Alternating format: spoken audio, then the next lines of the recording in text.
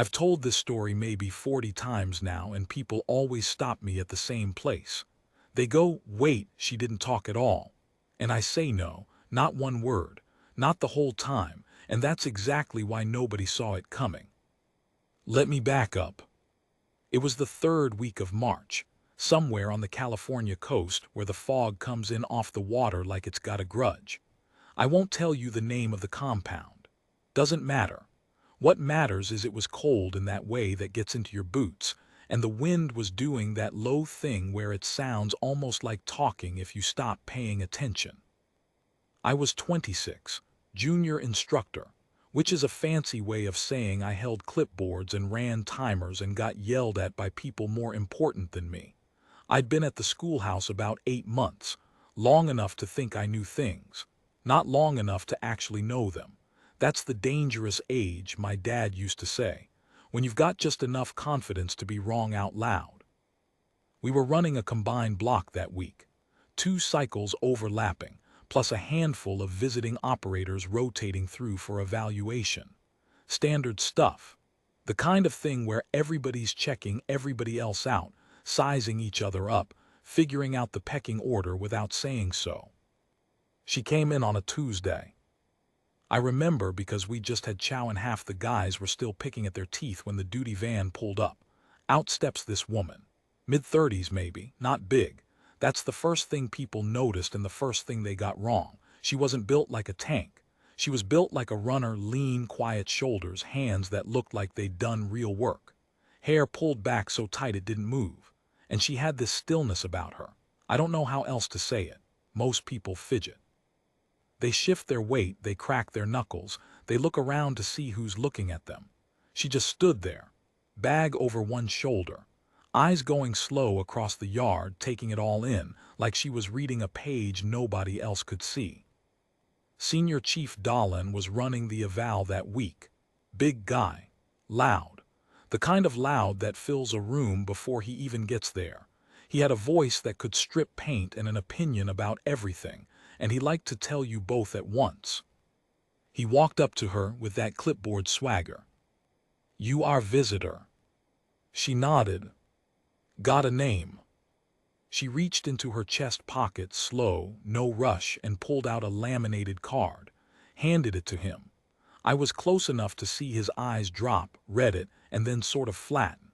You know that look, when somebody's expecting one thing and gets another and doesn't have a plan for it. He read it out loud, half to himself.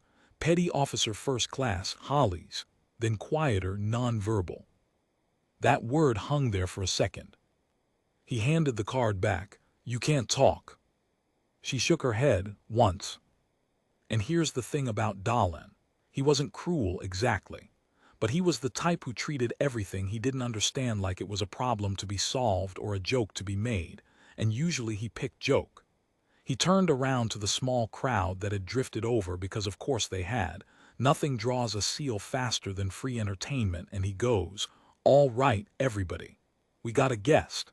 She's gonna be observing. Try not to bore her. Although," and he grinned, "she's not gonna tell us if we do." A couple of guys laughed, the cheap kind of laugh, the kind that's more about belonging than about anything being funny. Hollies didn't react. Didn't flush, didn't smile, didn't look down. She just stood there with that same flat calm, and her eyes went around the crowd one face at a time. Slow, like she was filing each of us somewhere. I'll be honest, I laughed too, not loud, but I did, and I've thought about that more than I'd like to admit. They put her in the corner billet, the one nobody wanted because the heater rattled. She didn't complain. Course she didn't. She unpacked in about 4 minutes flat, and I noticed that, the 4 minutes, because most people make a whole thing out of settling in, and she folded everything into squares and lined her gear up on the rack like it was already inspection day. That first night a few of us were in the common room. Cards, bad coffee, the TV running a game nobody was watching. Mercer was holding court.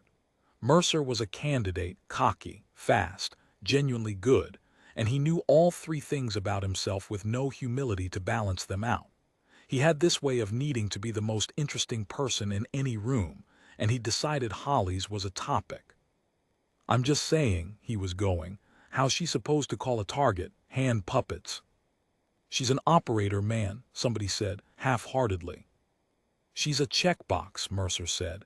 They needed a number for some report and she's the number. Mark my words. He leaned back. You don't make it downrange if you can't talk. Comms is everything. You can't run comms, you're a liability. It sounded reasonable. That's the trap. It sounded so reasonable that nobody argued hard. What none of us knew, what nobody in that room knew, was that Hollis was standing in the hallway. Not hiding, just there, getting water, and she heard the whole thing. I know she heard it because I was facing the door, and I watched her stand there for a second with her bottle half full under the tap, and her face didn't change at all. Not a flicker. She just turned the tap off, screwed the cap on, and walked back to her room. And I had this weird cold feeling, watching her go. Like when you laugh at a joke and then realize the person it's about was behind you the whole time. The fog rolled in heavy that night. You could hear the foghorn way out on the water, this long mournful note every minute or so. I lay in my rack listening to it and the rattling heater 2 doors down, and I kept thinking about that flat look she gave the crowd, filing us, one face at a time. I didn't sleep great. The next 2 days she watched. That's all. She'd show up to every evolution.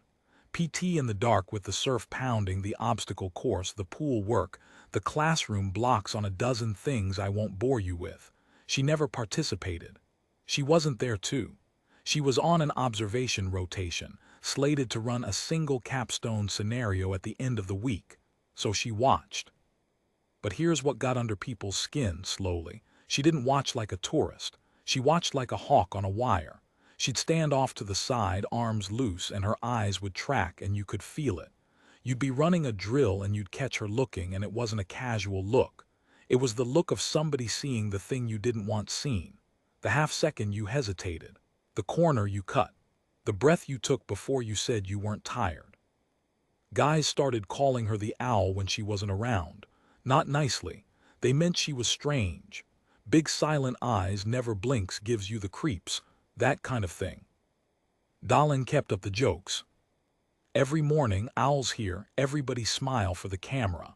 She got folded into the background noise of the place, the way a thing you've decided isn't a threat gets folded in. People stopped lowering their voices around her. Why would you? She couldn't repeat anything. She was furniture that breathed. I had one moment with her on day 2, just me. I was resetting the shoot house, moving barriers, putting role-player targets back, that sort of thing, and she came in to look at the layout. Walked the whole thing slow. Touched the door frames. Stood in the center of the main room for a long time with her head tilted like she was listening to something. And I, being 26 and stupid, decided to be friendly in the worst way. I said, real slow and too loud, the way people talk to someone they've decided is fragile. This is the shoot house. She turned and looked at me. And I swear to you, I have never felt smaller. She didn't roll her eyes. She didn't get angry. She just looked at me with this patience, this deep, tired patience, like she'd had 1,000 versions of me explain 1,000 obvious things to her, real slow and too loud, her whole life. And then she did the kindest thing she could have done, which was let it go. She pointed at the far corner barrier, then at the door, then drew a quick line in the air between them. It took me a second, then I got it. She was telling me the barrier blocked the natural entry lane. She'd seen in about 9 seconds what I'd walked past 40 times. The flow was wrong. She was right. I moved it. She gave me a small nod. Not a smile. A nod. And somehow that nod meant more than any smile would have, because it was earned, it was about the work, and she gave it like it cost her something. I started watching her differently after that. Not as a curiosity, as a person who knew things. I started noticing the way she moved. Economical. No wasted motion at all. When she picked something up, she picked it up once. When she walked across a room, she took the line that mattered. There's a thing the really good ones have where they've deleted everything unnecessary from their movement, and you don't notice it as much as you notice its absence.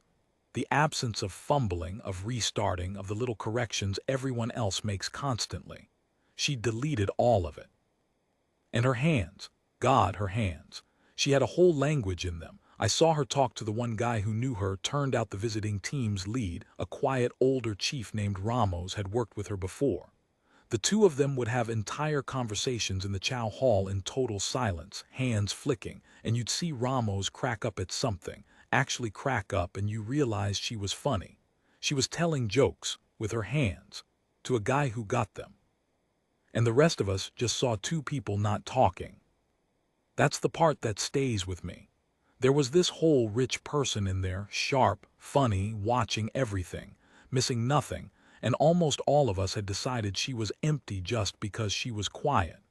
We'd taken the loudest evidence, which was the silence, and read it exactly backwards. On day 3, something shifted. We were doing a force-on-force run in the Kill House, candidates against role players, sim rounds, the whole circus. Mercer's team went in and it went bad. Not movie bad, just real bad, the slow kind. They bunched up in a doorway. Somebody flagged somebody. A role player who should have been down popped back up and killed half the stack because nobody was covering the angle. It fell apart in about a minute and a half and they came out sweaty and furious, blaming each other. Dahlen was reaming them out in the yard. And in the middle of it, almost as a throwaway, he turned and gestured at Holly's where she stood at the fence line. "You watching this, Owl? This how they do it where you're from." He meant it as a jab at his own guys mostly. Like, even the visitors embarrassed for you. But Mercer was hot, humiliated, looking for somewhere to put it, and he turned on her. "Yeah, you got notes," he said, loud, mean. "You want to come show us how it's done? Oh, wait." He tapped his own throat, this ugly little gesture. "You can't, right? You can't even what you'd wave us through." It got quiet. Even Dahlen didn't laugh at that one. And Holly's looked at Mercer for a long moment. Then she walked, unhurried, that economical walk, over to the whiteboard we used for briefs, picked up the marker and wrote 4 words. Then she capped the marker, set it down and walked back to the fence. We all leaned in to read it. It said, "Put me in, Friday." The Friday scenario was the capstone, the big one. They'd built it up all week. The setup was a hostage rescue problem. Multi-room structure, the shoot house dressed up with furniture and clutter to make it nasty. Several role players acting as hostiles, armed with sim weapons, plus one role player playing a hostage who had to be located and extracted unharmed. The whole thing was meant to run as a team evolution, a full stack moving through, clearing, communicating, calling targets, the works. It was a comms-heavy problem by design. That was the point of it. You had to talk. You had to call rooms, call targets, call your moves, all of it out loud and fast and clear, or the whole thing came apart like Mercer's run had. Which is exactly why, when Holly's wrote "Put me in," half the compound thought it was a joke and the other half thought it was sad. Because how do you run a calm scenario if you can't make a sound? Dahlen, to his credit, didn't just say no. He went and made some calls, and when he came back he had this look on his face, this careful look, and he announced that the request had been approved. Holly's would run the Friday scenario. Solo. Solo. That got everybody's attention. Nobody runs the capstone solo. It's built for a team. Sending one person in alone against a houseful of armed role players to find and extract a hostage, that's not a drill. That's a stunt. That's a way to get yourself killed in the first room and embarrassed in front of the whole compound. Mercer was thrilled. You could see it. He thought he was about to watch a public execution of the woman who'd shown him up by simply existing. "This I gotta see," he kept saying. "This I gotta see." Word spread. By Friday morning there were people there who had no business being there. Other instructors, guys from the support side, somebody from the visiting team's chain.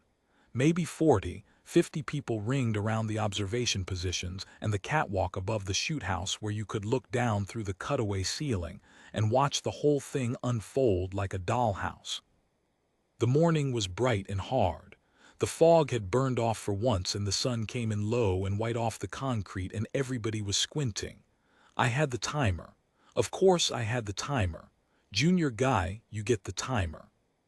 I remember my thumb on the button, and my heart going way faster than it had any right to.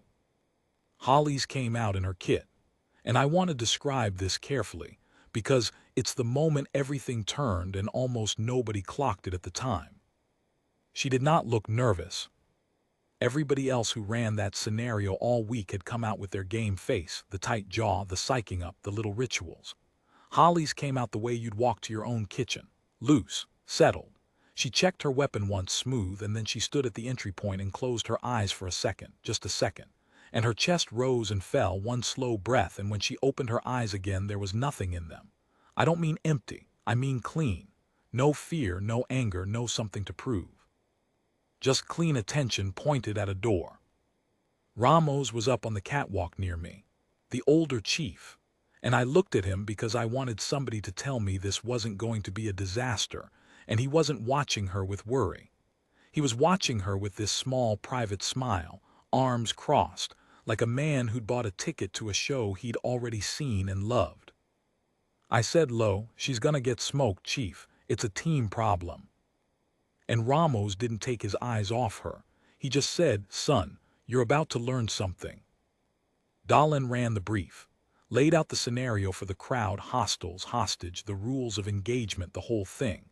And the entire time he was talking I watched Holly's. She wasn't listening to him, not really. She was looking at the building, reading it.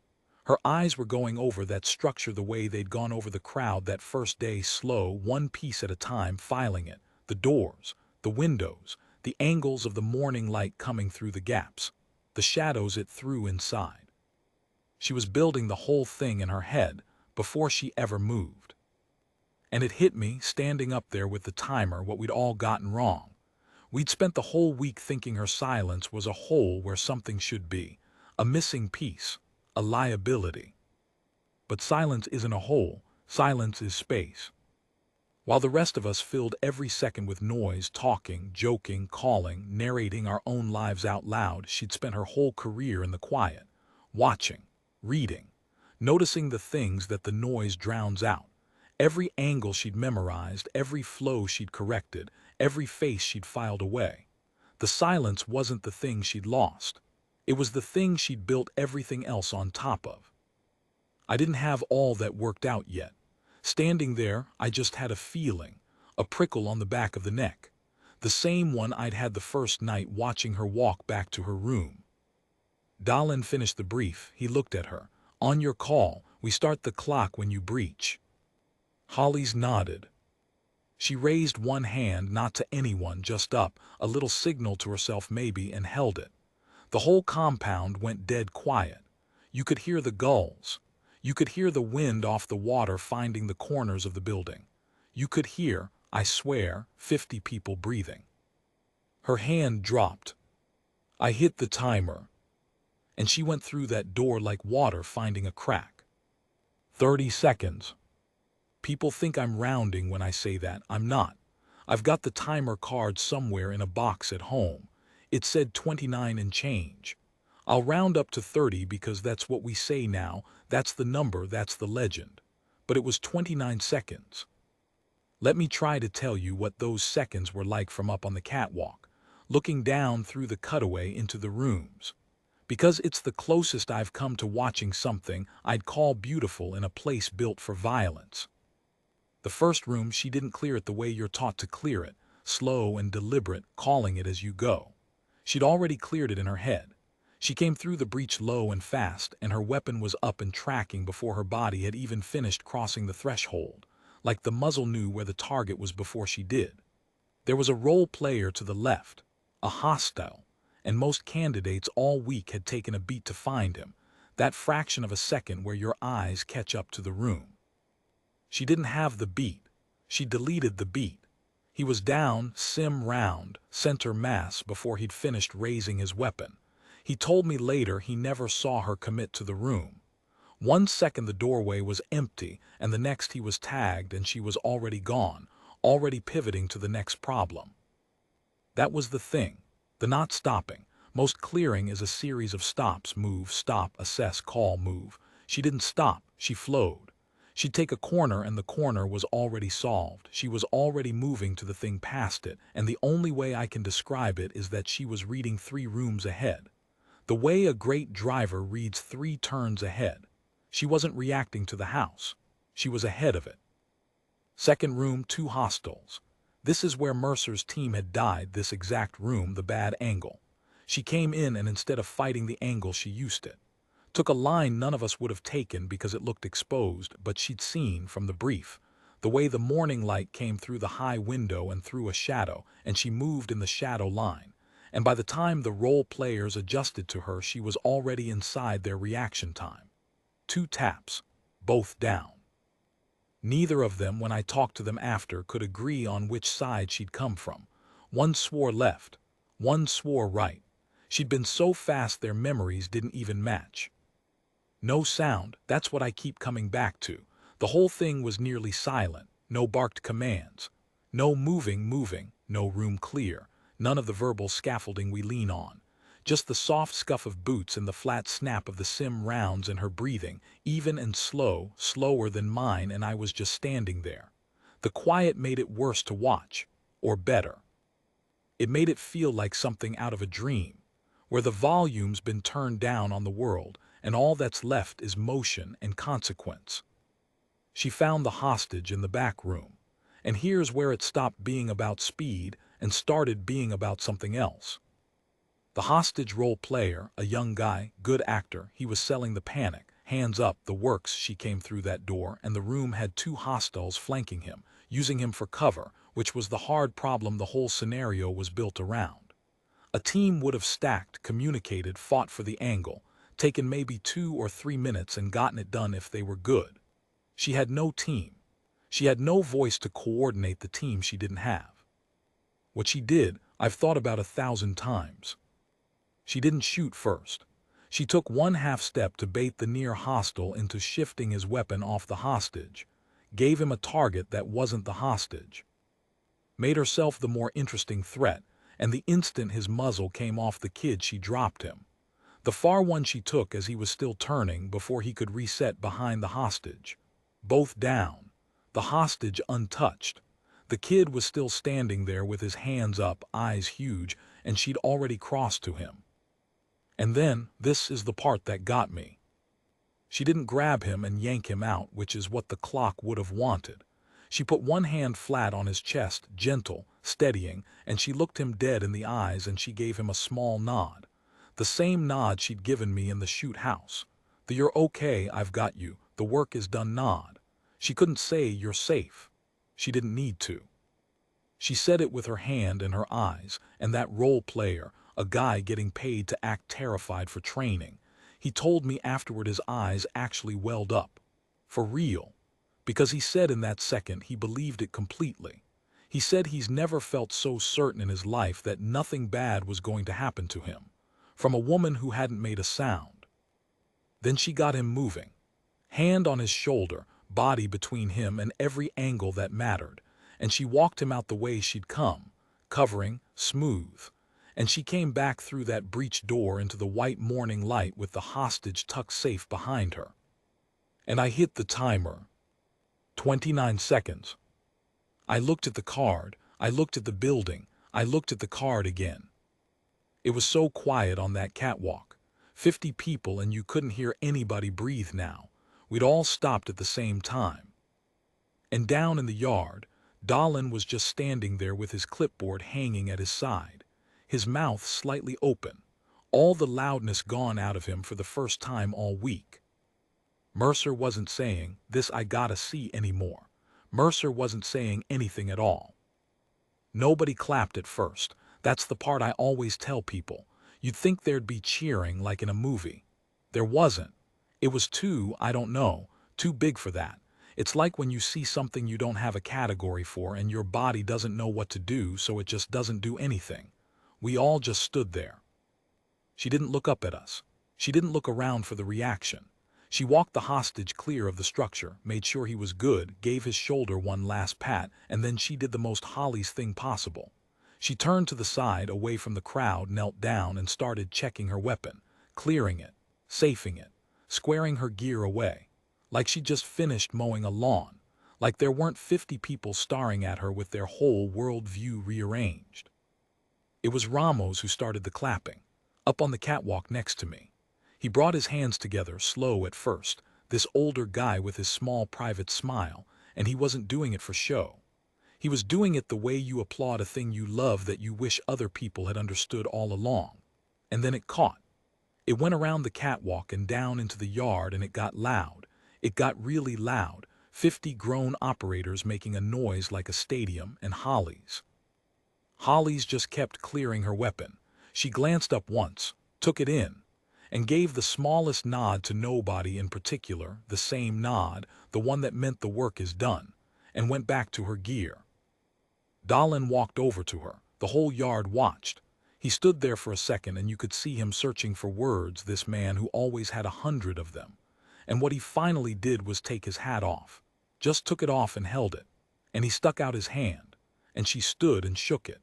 And he held the shake a beat longer than a normal handshake, looking her in the eye, and he said something quiet that I couldn't hear from the catwalk. I asked him about it years later, at a retirement thing, a couple beers in. I asked him what he said to her that day. He got real quiet, and he said, I told her I was sorry for the owl thing, for all of it.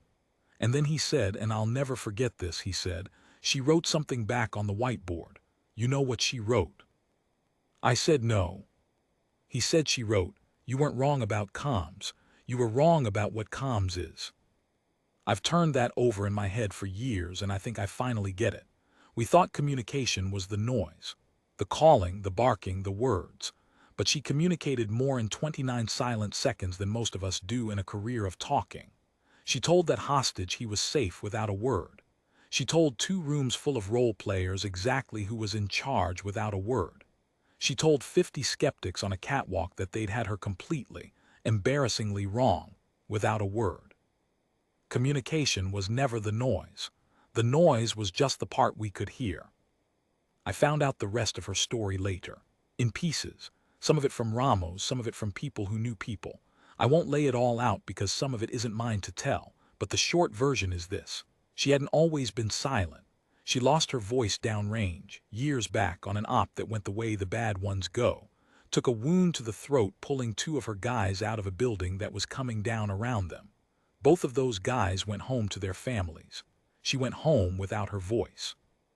She could have taken the medical out, could have left with full honors and a story that made people buy her drinks for the rest of her life. She didn't. She learned a new way to do the only thing she'd ever wanted to do, and she came back, and she got so good at the quiet that one Friday morning she walked into a calm scenario she couldn't possibly run, and ended it in 29 seconds while the rest of us learned what we'd been missing the whole time. She left that Sunday. Same duty van, same beat-up bag over the same shoulder. I made sure I was out front when she went. I wanted to say something and I didn't know what, so I just said, "Thank you, petty officer," which was stupid and small. But she stopped, and she looked at me with those owl eyes that I'd been afraid of a week earlier and weren't afraid of at all anymore. And she reached into her chest pocket and pulled out the marker she'd kept this whole time. And she wrote something on the back of her own laminated name card, and she handed it to me. It said, "Loudest one in the room is rarely the one to watch." I still have it. It's in the box with the timer card. 29 seconds and a sentence written on the back of a name card, and a lesson I needed somebody to teach me at 26 before I got too sure of myself to learn it. People always ask me when I finish telling it what happened to her after. And I tell them the truth, which is that I don't really know. She went back to wherever the quiet ones go to do the things the rest of us never hear about. That's sort of the whole point of her, isn't it? You'll never hear about the best thing she ever did. None of us will. She'll do it in silence. The way she does everything. And somebody will go home to their family because of it and never know her name. So here's how I end it every time. We spent a week deciding she was nothing because she made no noise. And she spent 29 seconds teaching 50 of us that the people you should fear most are the ones who don't waste a single breath telling you they're coming. The loudest one in the room is rarely the one to watch. I watch the quiet ones now,